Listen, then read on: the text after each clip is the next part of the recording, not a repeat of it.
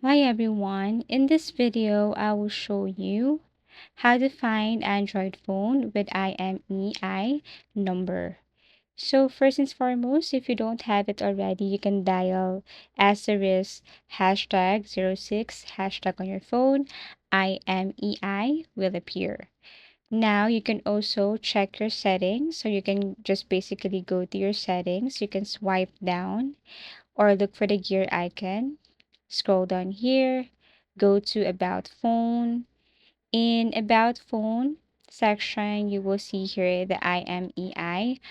If you don't have the phone, and then you can look at the original box or receipt of your phone. Now, what you're going to do if you have your IMEI, you can contact your carrier. So call your mobile carrier and provide the IMEI. The carrier can block the phone so nobody can use it and sometimes help locate it. Some carriers have a web portal for lost stolen phones. You can also use Google's Find My Device. So you can go to Google Find My Device if you don't have that.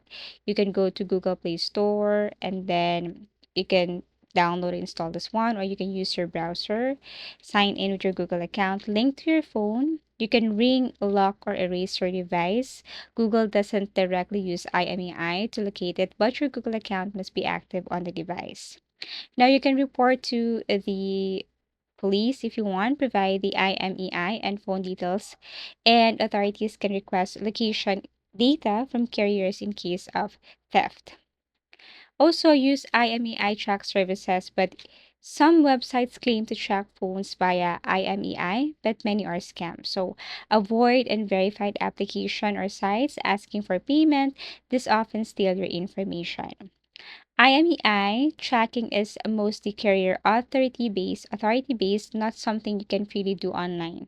Always report lost stolen phones quickly to block unauthorized use. Keep a record of your IMEI in a safe place for emergencies. And basically that's it. Thank you for watching and see you again in our next video tutorials.